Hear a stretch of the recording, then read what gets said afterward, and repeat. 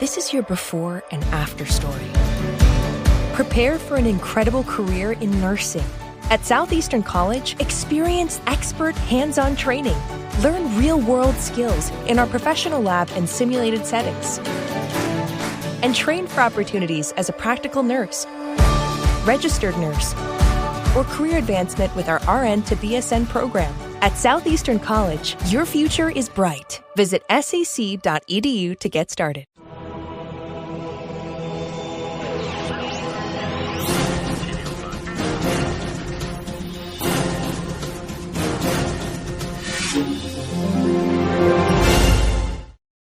Welcome to Lanterns Live, the only live stream channel on YouTube dedicated solely to the Green Lantern universe. I'm your host, Ralph, and today is a fun one. We have the writer of Green Lantern, the current run of Green Lantern. He's also the co-writer of Green Lantern Corps. Both books I happen to enjoy. If you follow this show, you know that. And I'm very, very excited to welcome in Jeremy Adams. Woo! Jeremy. Hey, glad how to you be doing? here. Yeah, dude, I'm so excited. We'll talk about your run on Green Lantern, but there's a lot more I want to chat about before we get to that. Sure.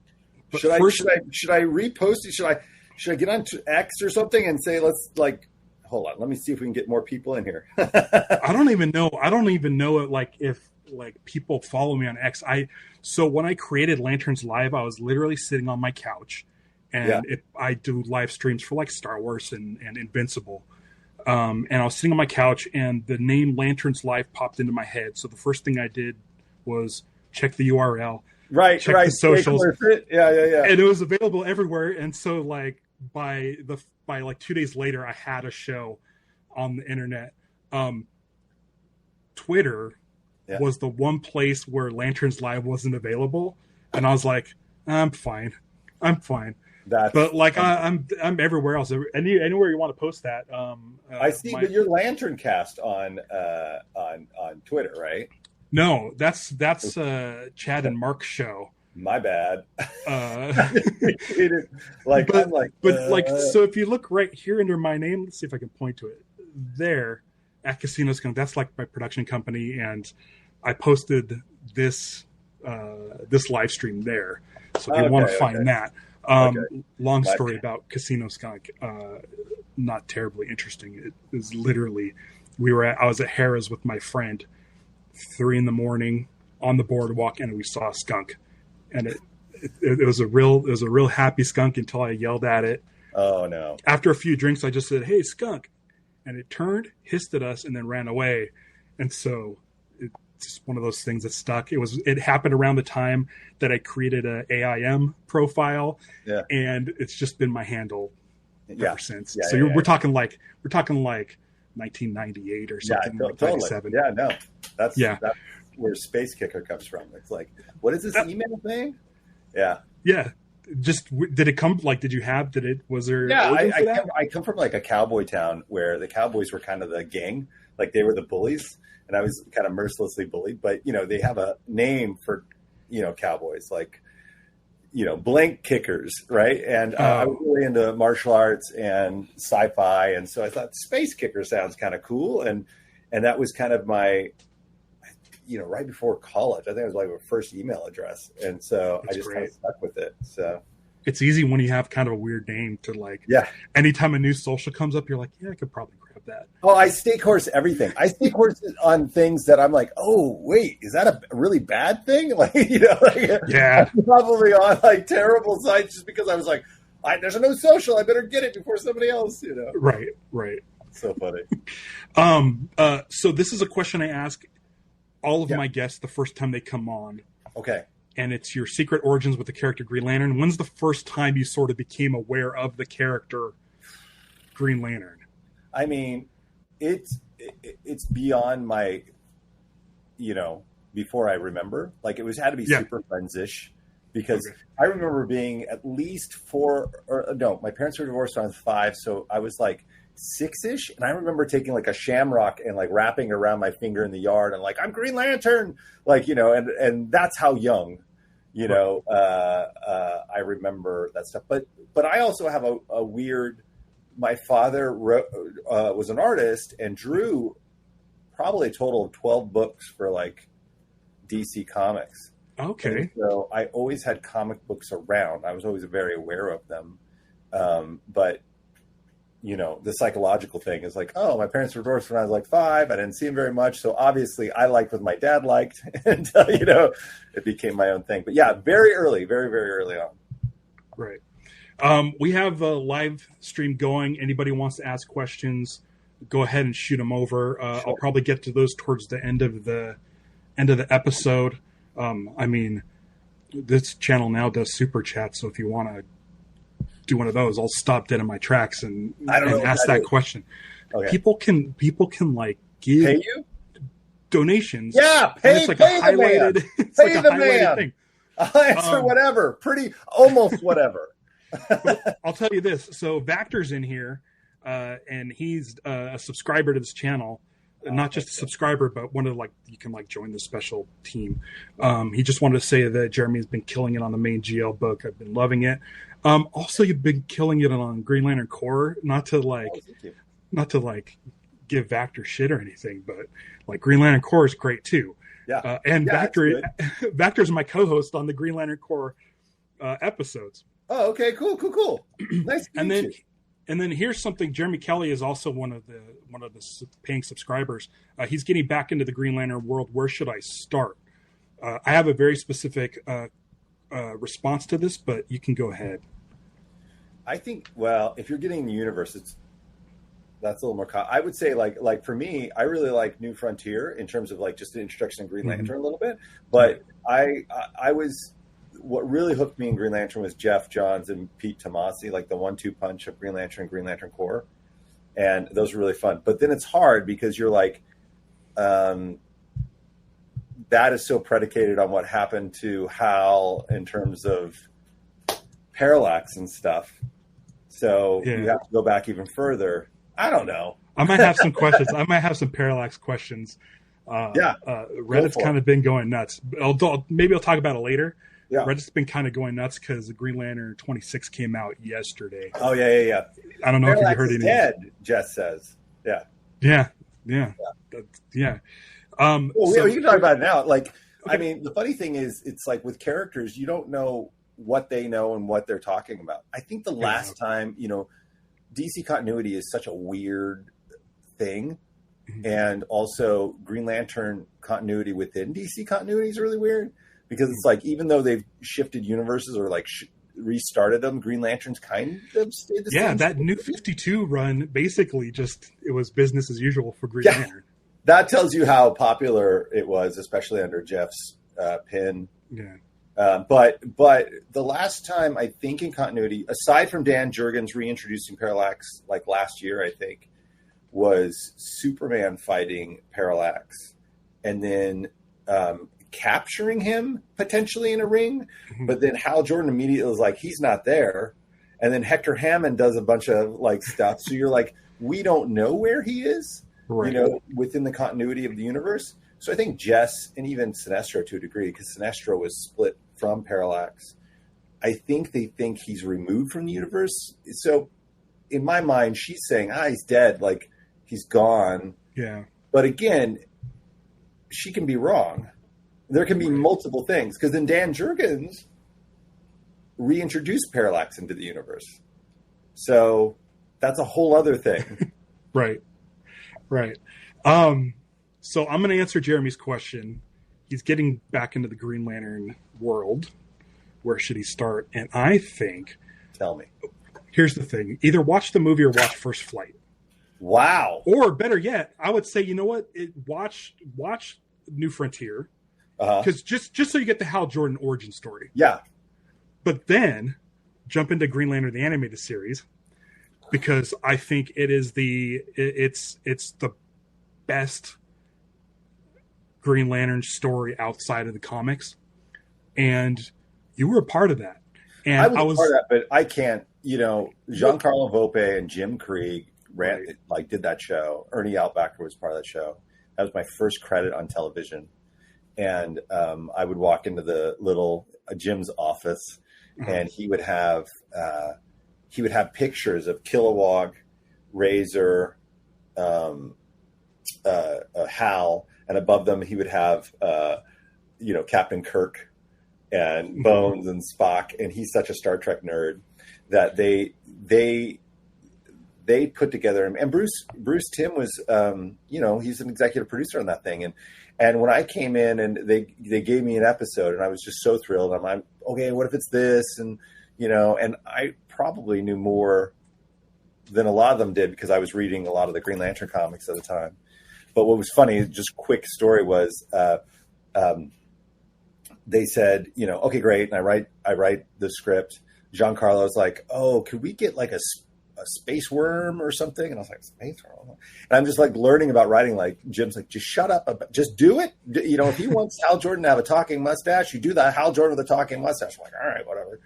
And so I wrote a space worm in, and then and then they liked it, and then they were like, oh, they gave me another episode, and they're like, it could really use some space sharks. I'm like, what is he watching? Nature documentaries? Like, what's happening right now? And I was like, okay, and I wrote some space sharks, and what was funny is when it came out, I was like, he was right. That was interesting. He added a little something to those moments, which was amazing. The second thing was I got to go to the record session for the first one. And I remember Jim telling me, because I hadn't met Bruce Timm yet, even though we had gone on to work with each other. I hadn't met him. And Jim was like, you say nothing. I don't care what happens in that record session. You say nothing. Right. You are just a fly on the wall. You are not there to say anything, blah, blah, blah. And I'm sitting in the front watching the record, and I can hear Jim and Bruce behind me. And at one point, Bruce is like, I don't understand this line. What did the writer mean by this line? And Jim was like, I don't know. And they're like, that's so weird. I wish I understood what he's meant. And I'm just sitting there like sweating bullets. Like, is this a test? Is this a weird test? And I'm like, and I shut up the entire time. I said nothing. So, but yeah, it's an exceptional series. It really is an exceptional series.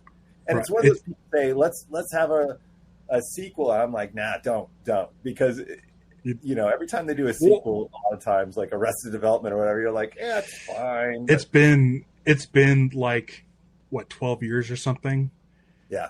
I think where it's at is great. The two episodes you wrote are Blue Hope and Scarred. Yeah. Both very, very integral to like the lore of Aya. Yeah. The character Aya. The Manhunters in Blue Hope are the first ones to detect that she's actually like radiating emotion. Right. Like that's a huge deal because, up until that point, we're like, she's an AI robot. Yeah. Like she's not a living being, but the fact that she's radiating the emotion of love was nuts. And then in Scarred, not only is that the episode with the Book of Black Hand, which I don't know if you wrote that into the script or not, but it also is the one that talks about Scar, the Guardian, pulling out a sliver of the living creature Ion, which lives within the power battery, to sort of fuel Aya and her AI. So she's basically a living creature. So we're not weirded out by the fact that Razor loves a robot. But it's one of the, those are two really, really big episodes as far as Aya is concerned, and Razor as well. Razor comes so close to basically he does everything in Blue Hope, but say I love you to Aya. Right. They're about to do something to Aya, and Razor goes basically just insane, super powered, full of rage on Manhunters and destroys two of them. I think two of them to rescue Aya, and it's pretty clear what his intentions are. Right. Well, they were so good about organizing that. I mean, when I got Green Lantern, immediately I was like, well, I got to bring these guys into main continuity. And, I was talking to Jim about it, and I was like, this may be the only chance, somebody connected to the show in even a tangential way, like a small way. It's I might as well bring him in, Yeah. And how was that? What did you, I want to talk about your Green Lantern run Yeah. because it's been great. It's been going for, I think, 2 years now, coming up on Something 3. like that. Yeah. Was that a job you were seeking out? No, not at all. I had got, I was doing the Flash, and I was really enjoying the Flash run with Wally and the kids, and it was just a zany Doctor Who like book. And then, a few days before Christmas, I get a call, and they said, "Hey, your sales are fine, but we want to go in a new tonal direction." And I was distraught. I was like, "What are you talking about?" I was like, "What about the kids?" That was my first thought. What about the kids? Because I've become so attached to the characters. Right. And that was really my first continuing run of comics. So it felt like a slight, I guess. I felt bad, like I did something wrong or whatever. Even though in the same breath he goes, "But what I'd love to do is we'd love to do a Hal Jordan Green Lantern book with you." And I was just like, whatever. I don't, I was mad. I was still sad, and I was just like, I don't know, maybe I'll think about it, like a little. And so we were driving up to my in-laws, and I called Jeff Johns, and I was like, "Jeff, they took me off the Flash." And Jeff was like, "What? What do you mean they took you off the Flash?" Go, "Yeah, they want me to do Green Lantern." And he just goes, "Wait, that's amazing!" Like he was so thrilled. And if you ever meet Jeff, he's such a cheerleader, and he's so kind. And he was like, "You're going to kill it. This is going to be amazing." And I was like, "Well, if Jeff Johns think I can do it, then I guess I can do it," And so he kind of coached me into like, "No, this is what you should be doing next," Yeah. And so I got really pumped about it, and then I was off to the races. And I knew, the first arc, I knew kind of the United Planet stuff and the quarantine stuff. And what was that like, picking up off of Jeff Thorne's? Jeff Thorne's book. Did you feel cornered at all? No. In fact, I had read Jeff Thorne's run. I know people have like varying opinions about it, but I had read it as kind of like, straight through. And I thought he was doing this really cool, like high-minded sci-fi thing, like Dune a little bit. I have quibbles with everything just because I'm a creator, but he left so many dangling threads, I thought, that I was like, oh, this is great. This will give me something, because there was the Source Lantern. Even at the end in the last issue, there was I think it was Chip turned from green to blue. And I was like, and there were pieces of that in my head. I was like, oh, maybe some of them can change. And well, Philip over here, my bud, Philip Kennedy Johnson, is doing this stuff with United Planets. And he has, Tharos and some stuff they're kind of not good. And, a lot of times I like to play in the anti-authority world. So I was kind of like, oh, this is interesting. And what if, and I had a pitch even before that of Green Lantern, of what if Green Lantern was stuck on Earth? Because I feel like the world thought 2814 is a problem area. And I knew that, well, that's why they have so many Earth Lanterns, because there's so many issues, and that kind of the ideas started, trickling out then. And I knew that Theros and United Planets and the Source Lanterns, and I knew about the United Planets Lanterns. I knew I wanted to tie in some Millennium stuff. Originally, I had Tom Kalamaku and the Floronic Man, and they wouldn't let me use Floronic Man after I turned in the script. I'm like, you guys, you're killing my dream. And I knew that Kyle would be the one that was able to go through the Source Lantern, and he was going to be mentally messed up because of all the emotions and stuff. And I knew all that stuff going in, so that as it came out, I think the hard thing for writing comics is making sure the pacing's correct. And it's hard because you want it to build up to something, but also you want it to build up and mean something. And sometimes I get it right, and sometimes I get it wrong. It's, I'm still fairly new at writing comics. Yeah. So I'm having a lot of fun, but I really wanted to start small with Hal, and then Hal, the guy with no money, pursuing his girlfriend again. And right. What's great though is that, much like with what Jeff Johns did with Rebirth, he could have done a hard reset and brought back Hal and just kind of disregarded Guy and Kyle and everybody else. You did something similar where you are juggling. You didn't get rid of anybody. Yeah, like I'm a nerd, man.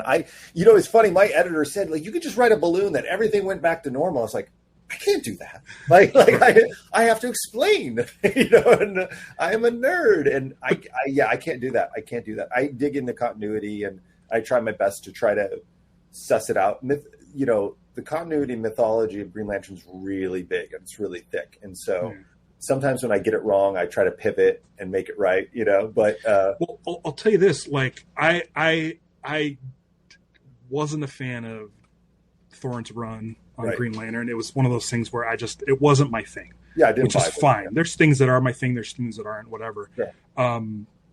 Never really gravitated towards Kelly. Right. The Team Lantern was never a thing for me. It was like, I don't know.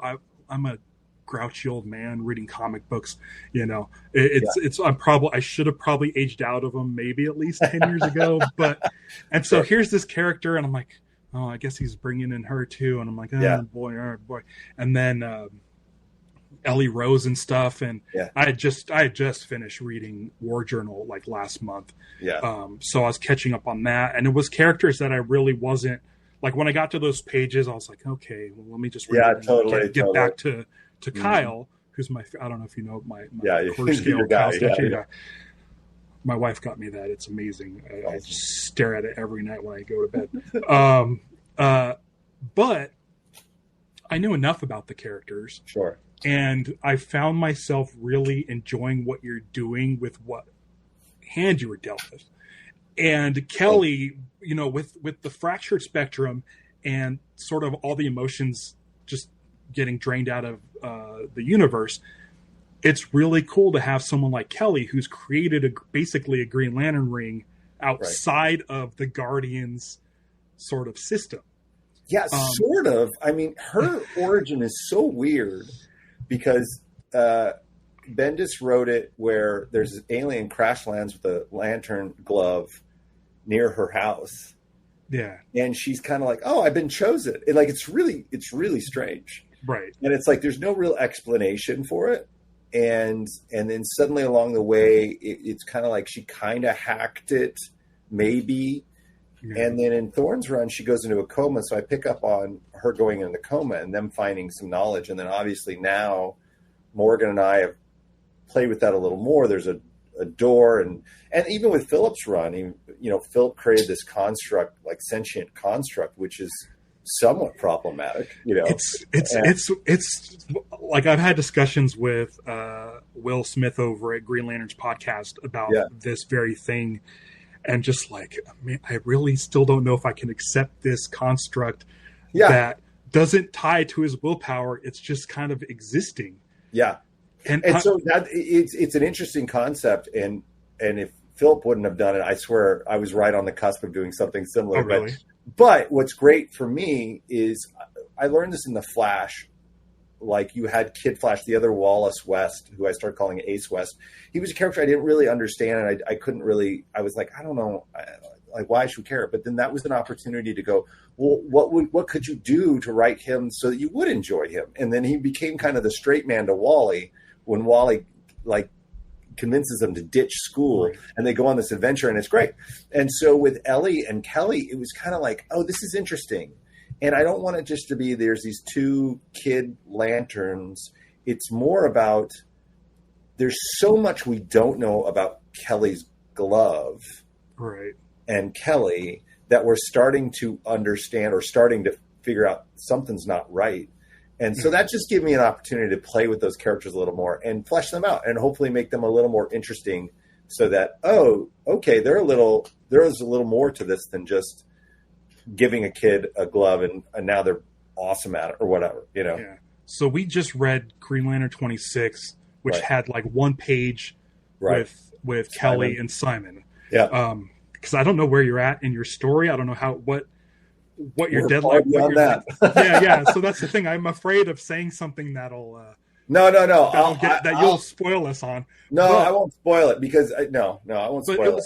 It was like, for me, that one page, really economic, really, it really like. Kelly's not here right now. Yeah. It was a really nice sort of shorthand page that didn't interrupt the main story. Right. Like it wasn't like a crazy sidetrack. I know that you, right when you started Green Lantern, had to get. You had to be part of a DC crossover. Yeah. And you have to deal with a couple of different ones. There was an issue, and I should have looked it up before I went, but it was the issue with there was an issue you did with like Amazo and Alan Scott, and there was a Sorrow Lantern. There's like 5 or 6 stories, and your sort of ability to sort of keep all of those stories so tight and be able to have a nice arc on like 2 pages. I think it's really, really helpful. And also, but I wanted to know, like, when you hear that you have to do these crossovers, like, how much does it get in the way? Like, is it just like, man, I got this Green Lantern thing, I got ideas, and now I have to deal with like. I can see the pessimism of that like coming in, but you got to understand, I've been wanting to write comics my whole life, so like. I'm the Mikey likes it of like, they're like, hey, you want to do this? You know? And I'm like, oh yeah, heck yeah. And with Night Terrors, though it was inconvenient that it came after issue 2, they said, Paul, my editor, was like, well, you can write it or somebody else can write it. And I'm like, well, I'm not going to let anybody else write it, you know? And it was like, these are the constraints. And I was kind of like, wait, so this thing preys on the fear of Hal Jordan? I was like, that doesn't make sense. Like, I was like, he's not afraid of nothing, you know? And then that was my hook, right? It was like that first issue is this alien thing trying to figure out his fear. And then by the beginning of the second issue, I was like, are they going to let me do this? Where he's just like, yeah, you came to the wrong planet and the wrong dude. And it's just 22 pages of Hal Jordan kicking this thing's butt, right? Like, and I was just like, oh, that's hilarious. And I was really surprised they didn't stop me. And I was like, that's great. With the Absolute Power, I was on a phone call with Mark Waid and Paul, my editor, and the thing that got me excited, I said originally, I was like, can Hal Jordan steal the bat plane? You know, and I was like, because that'll be awesome, you know, and Mark was like, oh, that's great. And I was like, great. And then the amazo of it was like having this conversation with Alan Scott specifically, because my friend Tim had just done an Alan Scott book, and I kept thinking about Alan Scott and kind of this conversation about what is life and what is real. And then, like, I don't know if they killed the other Amazos or what. I was just like, can I keep him? Can he be my Heimdall? Like, can Jade Stone be protecting this thing? They're like, yeah, I guess. And I'm like, great. You know, so I'm trying to add toys to the toy box as much as I can.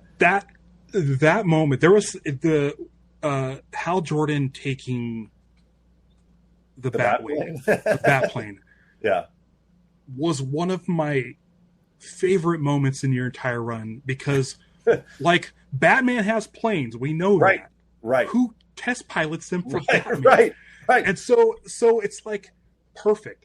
Yeah, Batman knows a test pilot. Like, it was like, I can't believe like it's like Jeff Johns didn't come up with something. Right. It was so brilliant. But then what's great about it is that Hal Jordan's like crashed a ton of these planes because they're always malfunctioning. Yeah. Which is fine when you're a Green Lantern. Yeah. But totally. Hal didn't have his ring or power. And so now it's like this thing where it's like the tension was perfect. Like, I know you're not going to kill Hal Jordan, but at the same time, it's like, it sounds like these things always explode, and he's the best guy to fly it. But also, he should probably have his ring as a backup, which he didn't. And it just, that whole thing, I was like, it's such a simple thing, and it was something that took place over probably like 4 or 5 pages.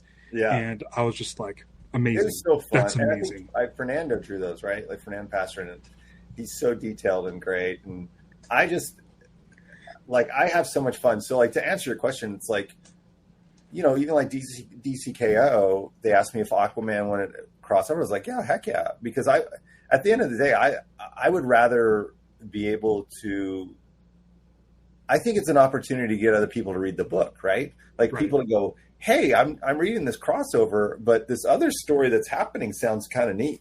Or like, oh, that's kind of interesting, this Amazo thing and Jadestone. And oh, this is kind of, and I always use it as an opportunity to kind of advance my own other internal stories that I have going on a lot of times. I don't think it disrupted the flow of the series at all. I hope not. Yeah, it's hard. It's hard because you're getting a 22-page book in the case of Green Lantern every month, and that's hard. Green Lantern Corps is 20. I mean, I don't know. So like my last issue on Green Lantern Corps is number 9, and then Morgan takes over. But that was always kind of the plan. We were going to do that earlier, but we think this is the best thing to do it right after this little event. But it's been fun working with him, and I'm sure he'll take all the moving pieces that he wants and does it. But it's been fun. I love it. I love doing all of it. Yeah. The issues where Hal's without his ring and he's in Waller's, he's grabbing different weapons in the warehouse. Yeah. Those the 2 issues, I feel clearly the art got swapped for the covers. Yeah, totally. Oh, it happens if you want to make me mad, it's cover art and FOC spoilers, It drives me absolutely crazy. I beg them to let me do can we just do Silver Age covers every month that are kind of peculiar with words and whatever. But that happened to me on Flash, where they literally, the whole punchline was that Wally was going to the Heroes in Crisis thing to Sanctuary, and they put it on the issue beforehand. And I was like, and there's a little bit of trying to fight City Hall, and you can't, and you try your best, but I've given up a little bit of that. I've given up a lot of you're not listening to me. So why do I keep hitting my head against things? So speaking of things that were kind of wrong, and this is something, was I was talking on this with Will every single time this popped up in a book. It was really, really getting under my skin. And you've fixed it. Yeah. But Kirk also has the same question. We got to know about the Interceptor flying backwards. Now, okay, I assumed someone caught it too late, and you came up with a way to fix it down the line, because it was dry. Listen, I don't get hung up on a lot of things. There's 2 things in Green Lantern books that really drive me nuts. It's when their characters are drawn without a ring. Yeah.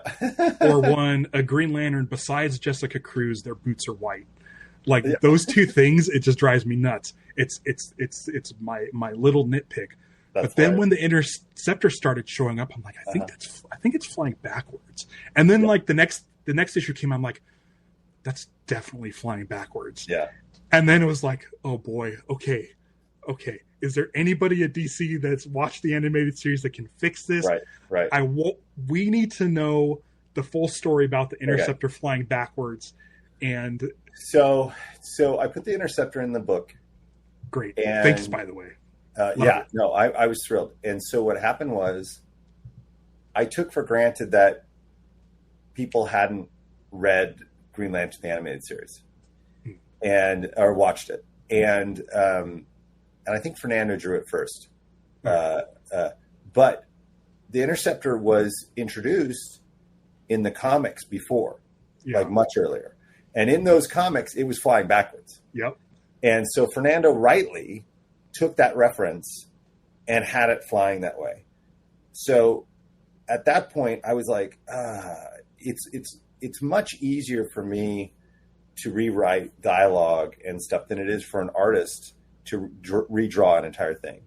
And I don't know if it's the TV in me or what, but then it was like, oh, this will be a hilarious joke, because I was immediately like, no, that's fine. Keep doing that. But there's going to be a moment where I want to turn it, and already I was like, I could see Aya saying, like, why are you flying this backwards? And I thought, oh, that'll be hilarious just for people that care, because it's only for people that watch the show. Like, it's only, and the fact that Aya said it's only for the show. So we have a bunch of episodes, and I was just laughing. I was just giggling to myself because I knew. And then when I finally said, okay, you have to change the trajectory. I was like, here's a video glyph. Like the saucer part has to go first. And it was so funny because you guys weren't the only ones. Like people were, but I knew it was just like, by the time the art, it was like, oh no, you rightly did it just like it is in DC continuity, but that's not the way it's supposed to be done. Darn it. I just thought, I'll hang a lantern on it and have Aya, which it totally makes sense that Aya's like, why are you doing this backwards? Which is so funny to me. And to have Superboy and Kyle be like, wasn't Hal driving it this way? Like, that's the thing. That's the thing. Kilowog and Hal never showed up on the ship during that whole mission. And so I'm like, okay, I think it was when you finally introduced Aya, which I want to get to. Yeah. And it was in Green Lantern 24. Yeah. I told Will on the show, I said, please, in the next issue, have her ask why the ship is flying backwards. And you did it. And I was so happy, not just because I guessed it right, but I was just like, I'm a fan of the show so much that I was just like, this happened. Yeah. Let's talk about Razor and Aya. Like, was this something you had to pitch to DC? Was it pretty cool with bringing them in? I pitched. It's like sometimes it's just like everybody's a big fan of the show, so that's an easy lift. And there's just a little bit of like sometimes there's questioning legally how that's separate or how the character is separate. Luckily, they had done a Green Lantern the Animated Series comic, so I think that was like okay-ish. Have you read that comic at all? I never have. Honestly. Okay, so I actually jotted this down in my notes because I have seen it, or I read the whole run, and it's fine. Yeah, it's fine. Art Baltazar and Dario Brizuela, did the main run, which is fine. It's lighter fare for kids and stuff. Kid stuff, issue 4 and 8, written by Ivan Cohen and art by Luciano Vecchio. Okay. Completely different art style. Yeah. Looks like the character models look just like the animated series. Oh, really? And the characters read much more like the animated series than the rest of the run. So if you get a chance, you can even just look at the colors or the covers, and you'll see that 4 and 8, for some reason, just those 2 issues, that's interesting. Have a completely different look and feel than the rest of the run. That's interesting. So if anything, I highly recommend checking out those 2 issues just to get more Green Lantern animated series stuff under your belt. But you were saying like that helped get the characters into the comics. And I was like, okay, Razor's got to go in early, and then we'll build up to Aya, and then we'll have them almost say something, and then everything will go wrong, because that's their plight right now. And it's a weird thing because there's a lot of people that haven't seen Green Lantern the animated series that could care less that Razor's in this thing, but Razor showing up, it could have been any. To me, it could have been any. I wanted to put Razor in there, but it could have been another alien, Green Lantern or somebody tangential to Green Lantern. But I wanted Razor, and I wanted to bring him in, and then to build up to Aya. And it was also like that was the moment we started doing backups in Green Lantern, and we started seeing where the other Earth Lanterns are. And remember, in Jeff Thorne's run, a lot of the Corps had been decimated to a degree, and United Planets had definitely done something where they had gotten rid of the kind of loyalists. And so there's all the United Planet Lanterns. So there's very few Green Lanterns left. So we had all the favorites of everybody in our universe. I get hit with criticism. Why don't you have more aliens? It's like, well, right now there's so many Earth Lanterns. We're trying to service, those fans of those Lanterns. And I want to make sure that they all get that. But we're bringing in more and more alien lanterns as they go on, whether it's Narf or whoever, Narf, are you a fan of Thundercats by chance? Oh, big time. Okay. Huge. So Snarf is always on the back of my brain. And the Narf thing was funny because Guy Gardner basically tells him, like, shut up. Like, at any point, Narf probably could have hulked out and handled the situation, but Guy's like, be quiet. Like, that kind of Indiana Jones, like, I got It's like not talking during the record. Yeah. Anyways, so we started introducing little things here and there, but the Corps is still small. It's still growing. They're still trying to figure out, Vexar Rue in the first GL Corps was one of the first ones. They just kind of gave her a ring because she was able to kind of handle her fractured spectrum stuff. And it's now Razor's in there and Aya's in there, and drawn by Zermanico. Aya's unbelievable. Really, really great. And I hope that we can use them some more. And I hope that, they live on in the universe. I was listening to you, but also scoping the back of your shelf, which I think Kirk said earlier that he was curious to get a tour of the shelves. I just want to bring up one thing that I just noticed now because it caught my eye. Is you have the McDonald's Happy Meal Green Lantern toys up there? Are you kidding me? Yeah, I have those too. It's the only place you can get a Razor figure, right? Yeah. And that was one of the reasons the Green Lantern, the animated series, or the Green Lantern movie came out around the time Green Lantern animated series. And because that movie had done so poorly, nobody wanted to do toys. They're like, no, we have all these Green Lantern toys. They're in a landfill. Bargain bins, yeah. They're like, no, it's different. And it's like, no. So they kind of crashed out. So, I heard Giancarlo Volpe said that they made a prototype Interceptor. They did. Toy. Have you seen it? I try to remember. In the back of my head, it scratches something like I saw something, but I don't remember it so many years ago. He's got to have a picture of it. He's got to. So I've got my Super Sons poster from the movie I did.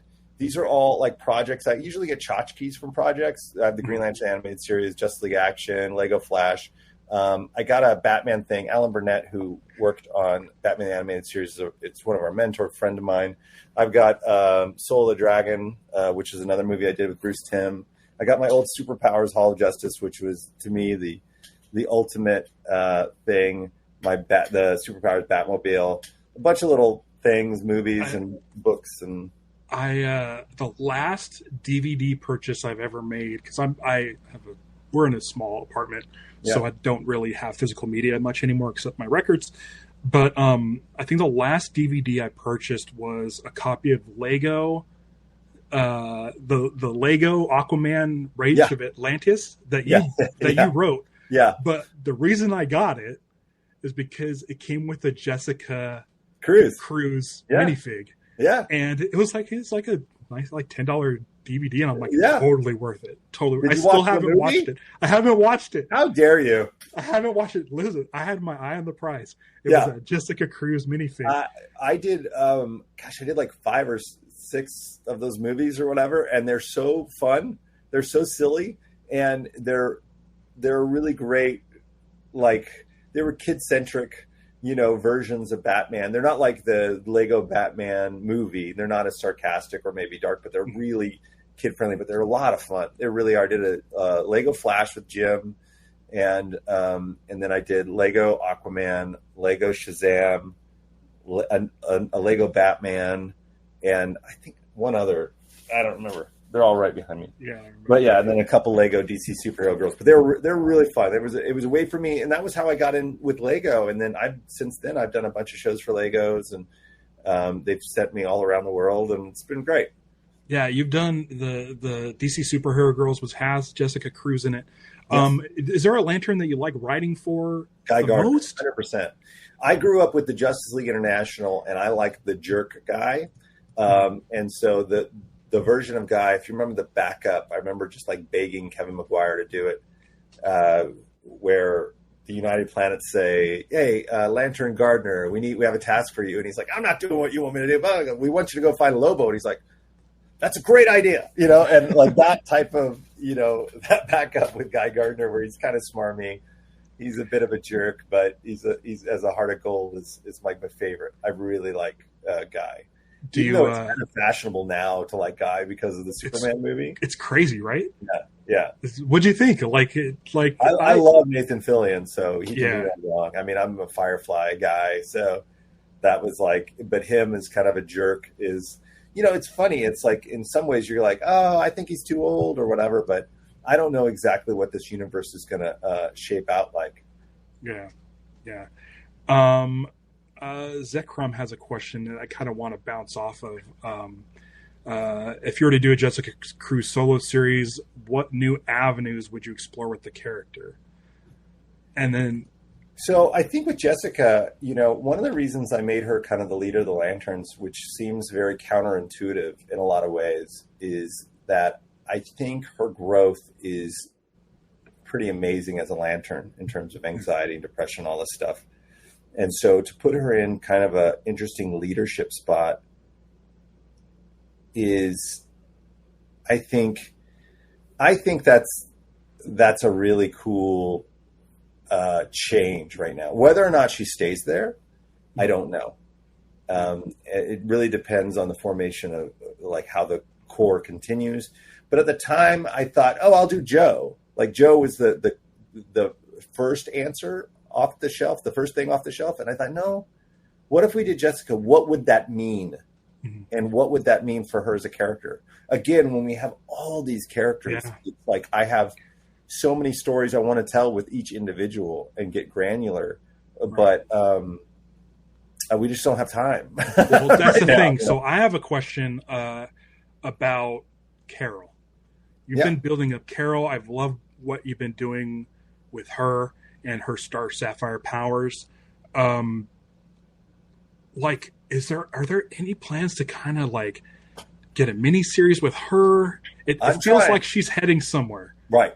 I'm trying. I think the goal with her has always been, when Mark was talking about Justice League Unlimited and I got a call about what lanterns can they use. And I said, well, why don't we do Carol instead? Because I think that would be interesting.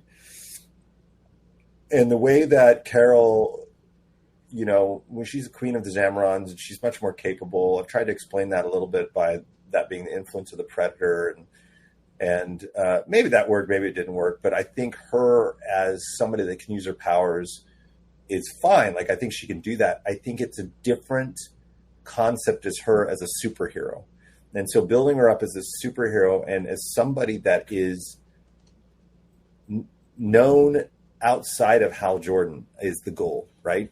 I don't want people to be like, oh, it's Carol Ferris, Star Sapphire, Hal Jordan's girlfriend. I want her to be her own hero. Like, I think like when you say Power Girl and Black Canary, I think you can say Star Sapphire in a way. And I think in the Green Lantern community, I think there is that. I just think outside of that, I don't think people recognize her as that type of character. So I think she's really interesting. I think we built her up in a way, both in Mark's book and our book, that she is, she is a hero. She's kind of figured out and kind of had a little more empathy for Hal in the superhero business.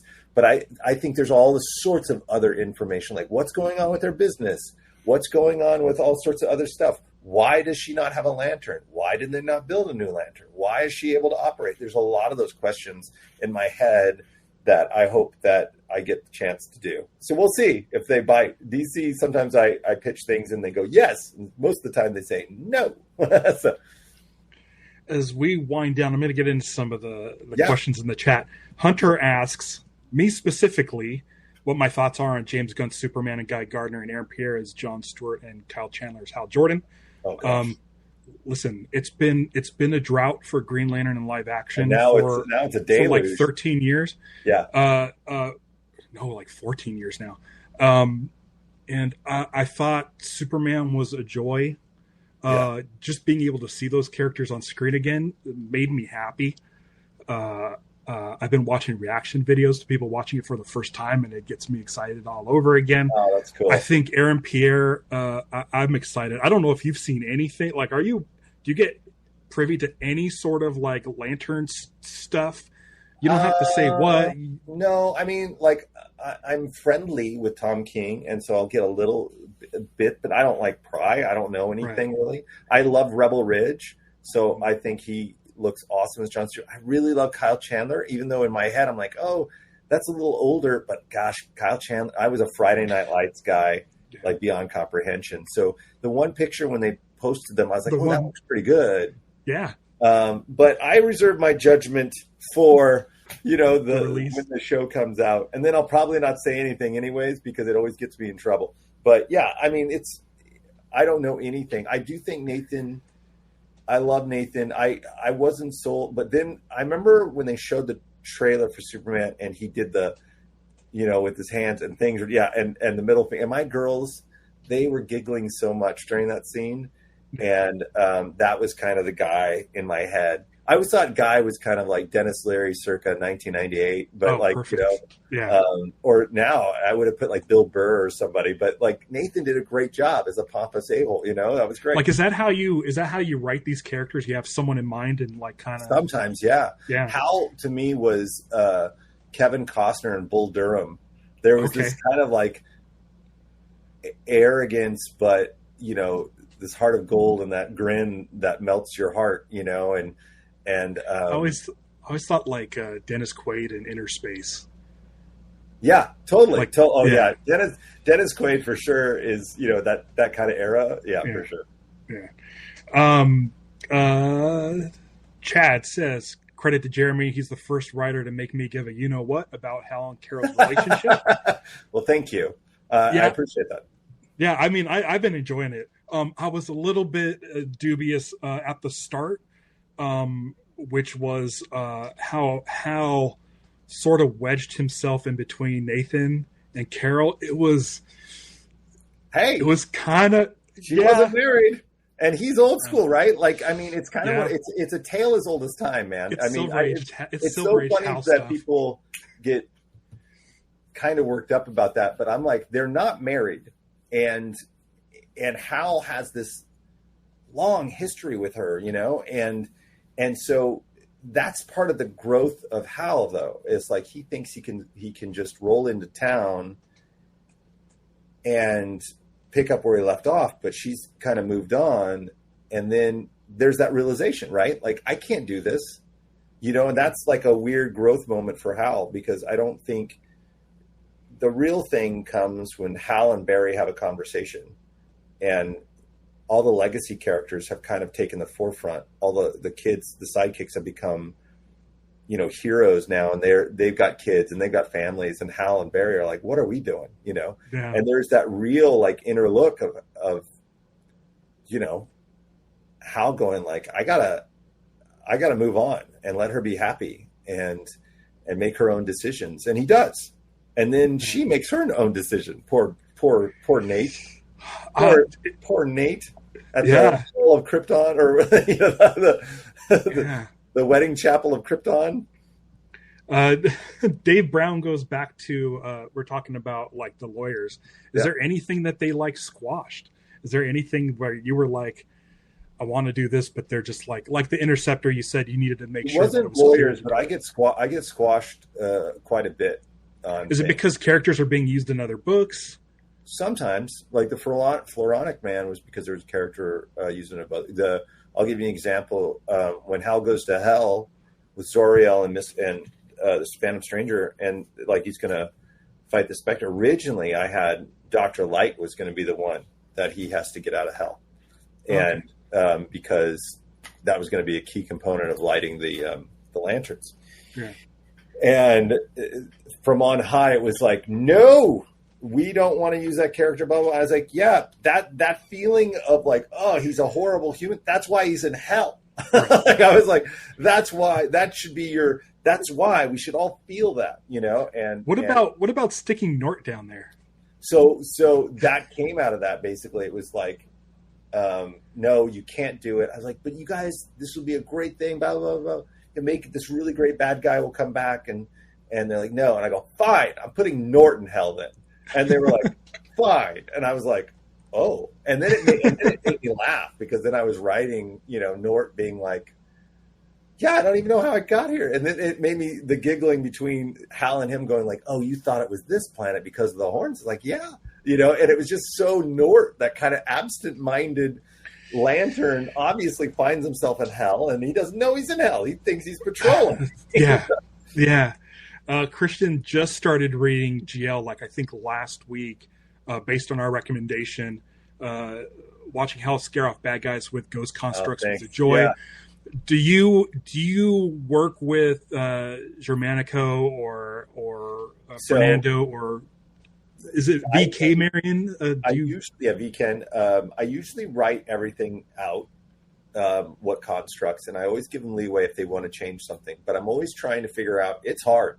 Keep coming up with interesting constructs that nobody's done is like a difficult task, And that was one of my first ones. I was like, I don't think he's done this, and that was fun. I wrote that in there.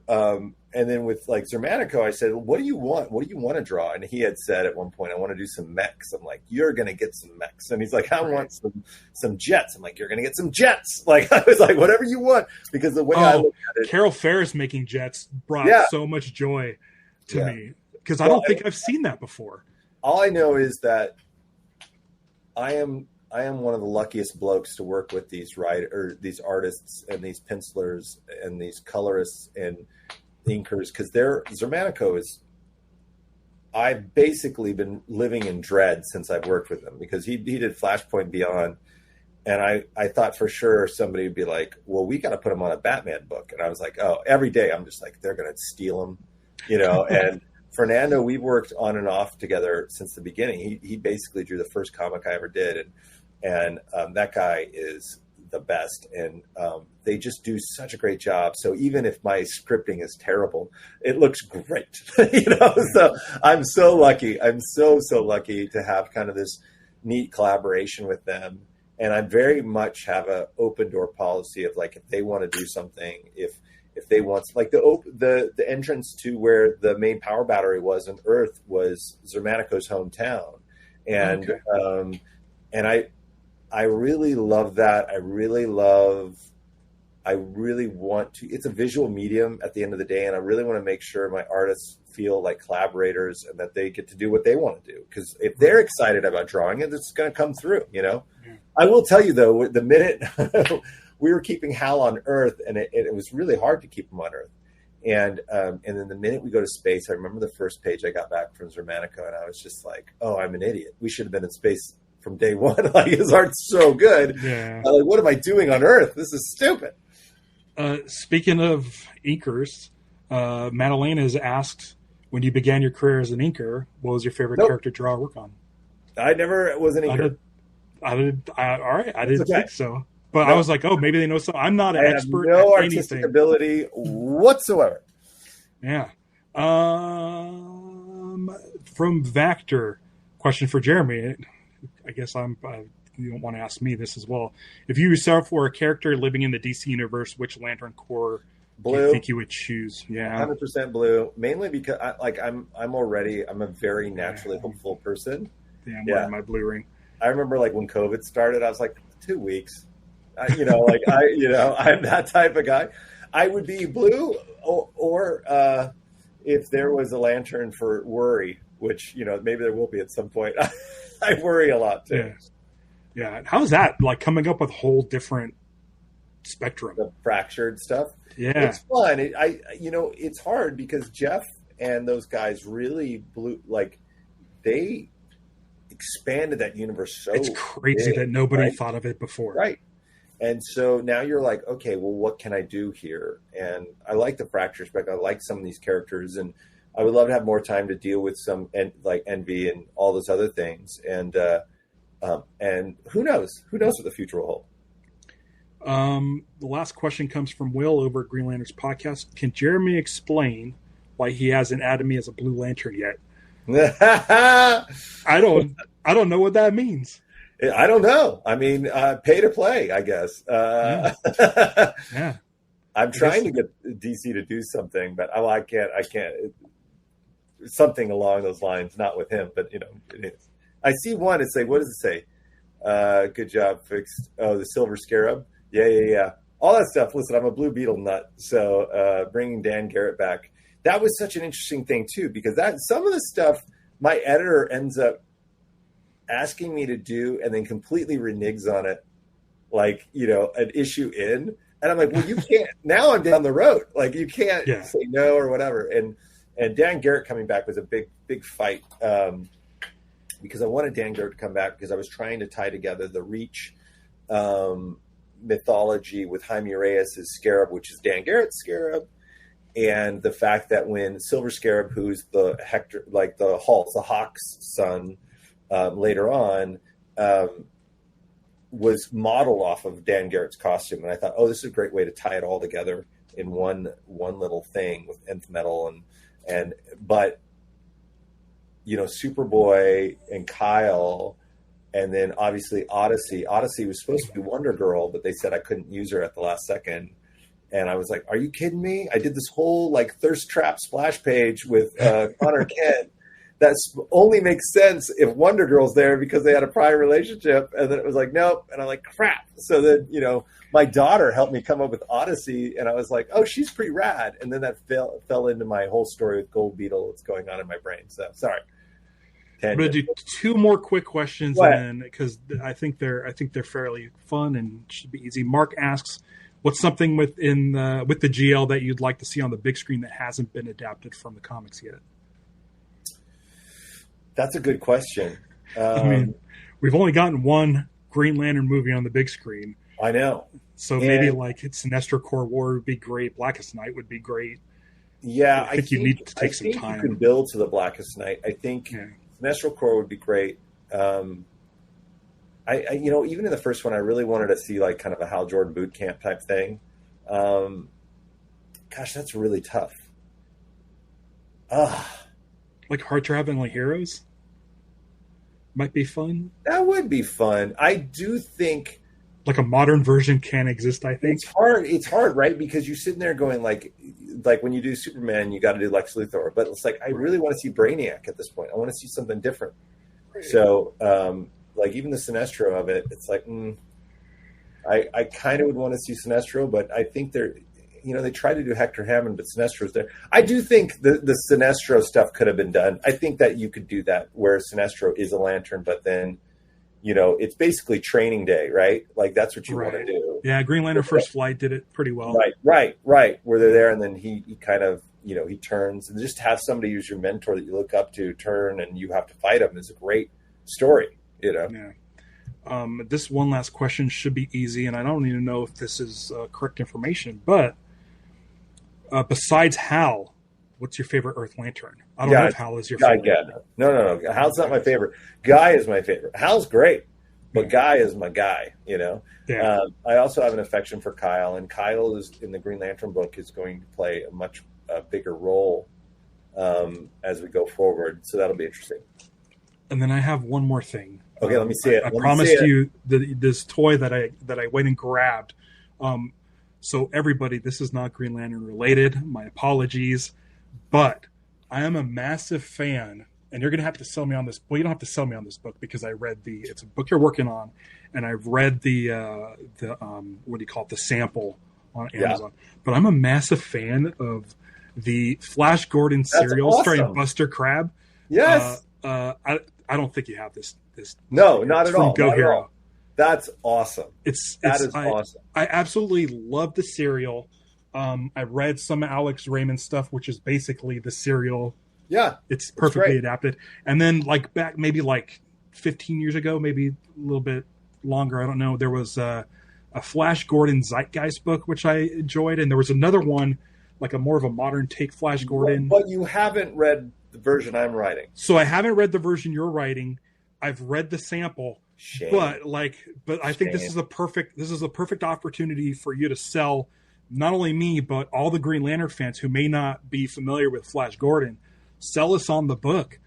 Listen, it's one of the oldest superheroes essentially made, and it's a pulp sci-fi hero. It was funny because when they asked me to do it, they asked me to have this artist that was very kind of experimental, and I said, no, can we have somebody like Will Conrad or whatever? And they're like, well, they're superhero artists. I'm like, yeah, he's a superhero. Right. Let's not get it mixed up. It is. Were you like a fan? Were you like a fan of Flash Gordon? I'm a big fan of pulp sci-fi. I liked Buck Rogers probably a little more. I'm a huge John Carter of Mars fan. I'm a huge Edgar Rice Burroughs fan, and that's kind of the tone. Right. It is not a reboot. It is not an origin story. It is like, what if the stories are continuing? And it is the square-jawed hero that doesn't have the heavy burden of continuity that I have to deal with. And it's just super fun, weird sci-fi. I mean, it is literally smack, pow, bang, and the first issue. Oh, that's awesome. Yeah. Can I just say just for a second, Planet 628 dropped in and said the reason I picked up GL is because Jeremy was writing Flash Gordon. Yes. But the Ace Hunter I Megaforce know, avatar. Right? I just thought it too. That's so rad. You're my people. Yeah. It is just a fun. If you read the first issue, it throws you right into Flash versus Ming, and then it has a very surprise ending, and then you're off to the races. Okay, I'm gonna read it. And Will Conrad's art's great. It's really, really looks great. Yeah, it really looks great. I before I sat down with you, I said I gotta check out this Flash. You gotta check it out, man. Because I love the serials. Like I watch the serials a lot. The Buster Crab also played Buck Rogers in those serials. Right, and it's by the way, it's a very much a serial. It's book. It is cliffhangers and reveals and fun, but it's not like, oh no. The great thing for me is like if you don't know anything about Flash Gordon, you're still going to be okay. Right. Right. Yeah. Get on it. I think we're good. I want to thank everybody in the chat. I want to thank you for taking the time. I didn't want to hold you too long because I think I gave enough time for us to grab our dinners and then sit down for Peacemaker episode 2. If there is any Green Lantern cameo, I'll have an episode. I'll be on live tomorrow morning at 9 a.m. Pacific time. If not, then there's no show. So that's up to the producers. That's how this season's going to go because I only cover Green Lantern stuff. I don't that's it. I know there's some other Green Lantern channels that will dip their toes into Fantastic Four reviews and stuff, which I love Fantastic Four. I thought it was great. Yeah. So keep an eye out for tomorrow. Jeremy, I'm going to ask you one more question. I don't have an episode scheduled for next week. I'm either going to do a spotlight on Showcase 22 or check out Justice League Red, which features Simon Baz. Oh, cool. Do you want to weigh in on that? What you think I should be doing next week? Okay. I think check out Justice League Red. I haven't read it yet, but Paul had mentioned it to me, and I was like, "Ooh, I got to check it out." So it sounds kind of fun. I've heard good things. Okay, good. I've heard good things. So I might do that. It depends. Depends. Right. We'll see where we're at next week. Everybody hit the bell icons to be notified when that's going to happen and what it'll be. Speaking of leaving it on a cliffhanger. Yeah. Happy birthday to Sandra. Happy birthday, Sandra. And again, thank you so much for joining me. Everybody, thanks for joining me in the chat. And I'll see you here next week. Thanks for joining me. Goodbye, everybody. As always, beware my podcast. It's Lanterns Live. Bye.